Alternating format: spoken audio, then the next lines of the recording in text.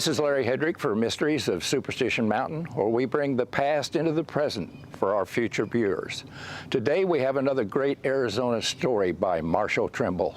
In the gold rush period in Arizona, there were two separate times.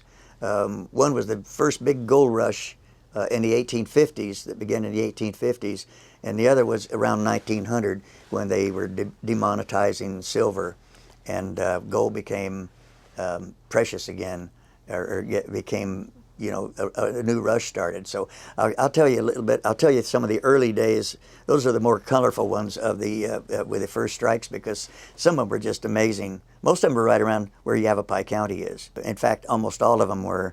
The only one that wasn't was the first one, and that was at 1858 at Gila City, on the Gila River, about 20 miles east of Yuma.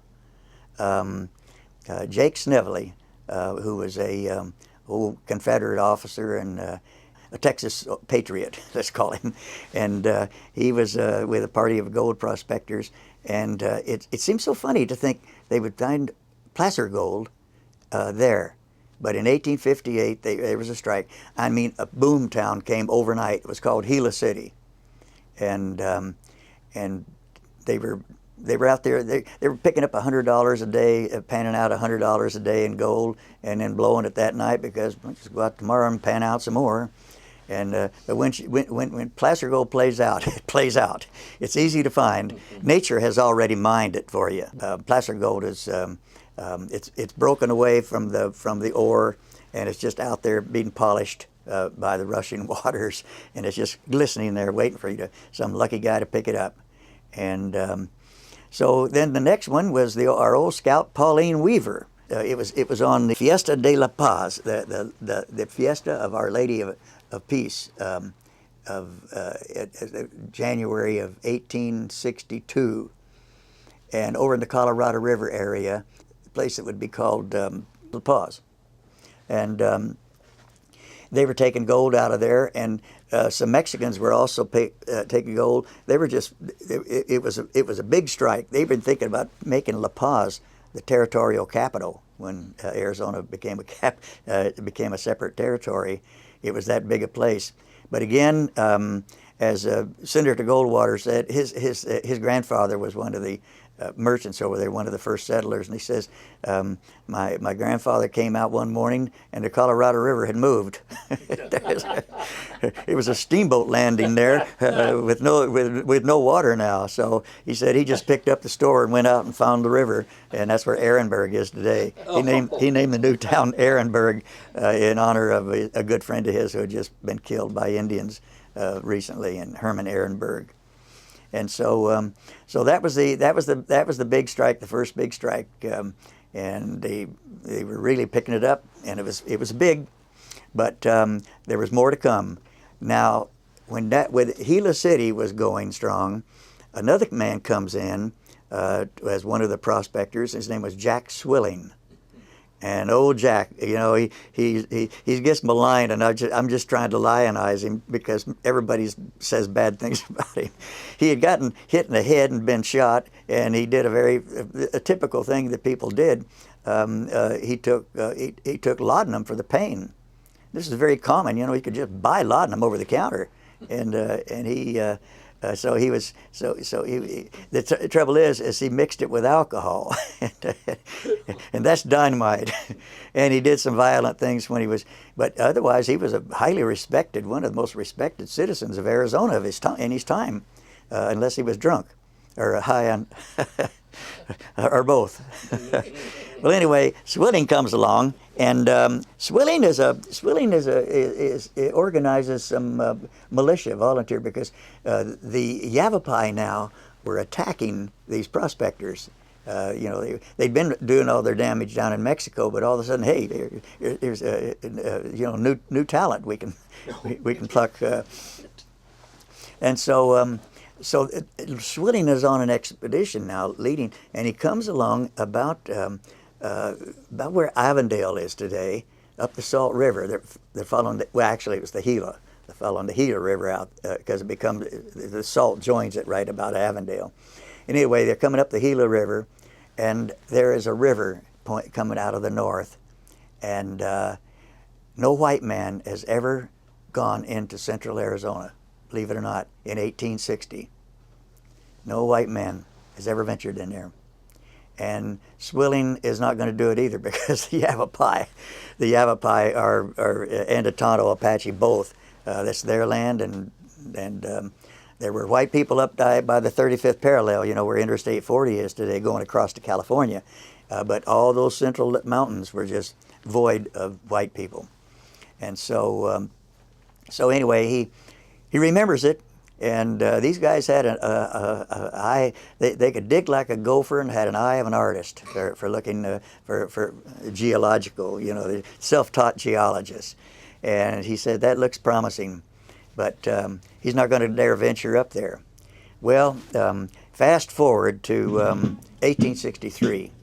Meanwhile, the Civil War is going on. He was a Confederate officer during the Civil War by the Arizona Volunteers, Arizona Rangers, and he's a lieutenant when the Confederates invade Arizona and make it a Confederate territory. But when the he was mainly in there as a ranger to fight Indians and raiders on over at Silver City and wherever he had to be, and so he gets to New Mexico, and they've been driven out. The Confederates have been driven out of Arizona, and they're headed all the way back to Texas. And this is where Swilling says, I joined this to fight Indians, not to fight other white men. He said, this is not my fight. And he deserts. And so, and then he hooks up with Joseph Rutherford Walker, who is one of the greatest mountain men of them all and explorers. And he now has gold fever. He's been all over the West, every nook and cranny of the West, but he's never been in central Arizona. And to a mountain man, I ain't been there, so I gotta go there. It's just an attitude. They captured some Yanks at Pima Villages. He is escorting these Yanks back. There's William McCleave, Captain William McCleave, and Swilling and McCleave start visiting over the campfires at night, even though one's his prisoner and the other one's the captor. And and they become friends. And Swilling is talking about this gold, that he's sure there's gold up in the Hassayampa River. And so McCleave introduces him to General Carleton, and then General Carleton, they introduce him to Joseph Walker. And Joe Walker has a party of gold seekers coming in, and they're wanting to go into Arizona, but they don't know anything about it. Swilling knows the whole area, has been there many times, just not up the Hassayampa. So so Swilling joins with the Walker party, and they come into Arizona. They probably cross over. They come into southern Arizona. They go to Tucson to buy supplies, and there are none. So they go up to the Pima villages, and there are plenty of supplies there. So they acquire some supplies. They cross the Gila, the Salt River, about where Tempe is today, and they head west. And they come to the Hassayampa River, and now Swilling has got some fighting men with him, and they're going to go up the river. Well, they meet the chief in Wauwatosa. I can't remember for sure what his name, but anyway, he informs them. He informs them that if you go up there, you'll die. And Walker, this big 6'4" giant of a man, could go bear hunting with a switch. And he says, if we go up there, you'll die. And the chief backed off. And so they went. That's how they bluffed their way up the river, up the Hassayampa. And they go up the Hassayampa, and they go all the way up to the headwaters of the river, and there they find in Big Bug and Lynx Creek and all those places, they find gold. I mean, it's a gold rush. Washington finds out about it, and next thing you know, Arizona's a territory. Well, Swilling goes back down. Swilling goes back down to Tucson for something, and as he's coming back, he stops at the Pima villages again, and there is a group of people there. Peoples was his name, A.H. Peoples, Peoples Valley, and he's leading a party, and his scout is, once again, Pauline Weaver. Weaver and Swilling and all these guys just show up at all these different places, and now they're back. Now they're together again, and so Swilling joins them because they say, "Hey, we're gonna go up to." They had found some promising along the Hacienda about where Wickenburg, just north of where Wickenburg is today, and so they go up there, and at one place, burros get lost. And they went looking for the burros, and right on top of a hill, they got up to a high hill there to see if they could get a view where those burros had wandered off to. And right on the ground, where it shouldn't be, is a whole field of nuggets. They call it the potato patch. They picked out $500,000 of gold, in placer gold, on about a half acre. It was, what, $12 an ounce, I think, $12, $16 an ounce. So anyway, the rush is on now to Weaver, Stanton, and Rich Hill, and also still Prescott, the Prescott area, and they were combing those mountains for gold and silver, and that was really the big. Oh, there's one more. Henry Wickenburg had come out with the party, earlier party, and Wickenburg is down. He finds lode gold, lode mining, which is, it's still in the ore, it just has to be processed.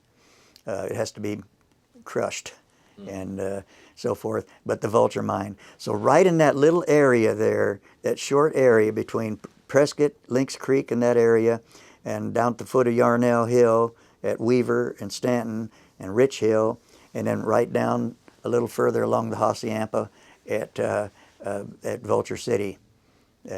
We have the richest lode mine in Arizona, the single lode mine, gold, and the single placer strike, and Lynx Creek, the richest stream bed, placer gold stream bed. All of those are right along that area. It was just a gold belt. It's all taken up. I think there's one place in Lynx Creek, it was a few years ago anyway, where you could still pan, but everything else, somebody's got a claim on it. Got a claim yeah, on it. mm-hmm, yeah. So that was the 1860s was really the gold period in Arizona, and in the 70s they'll start hitting silver.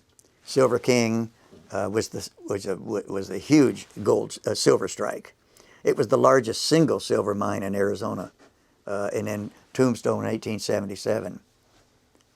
And by that time, by the time this all plays out, copper's in the electric age. We've got electric lights, electric wires, and so it was almost as if there was a pattern. Well, here's the gold, that'll get them here, and then here's the silver, that'll take a little bit more work to get.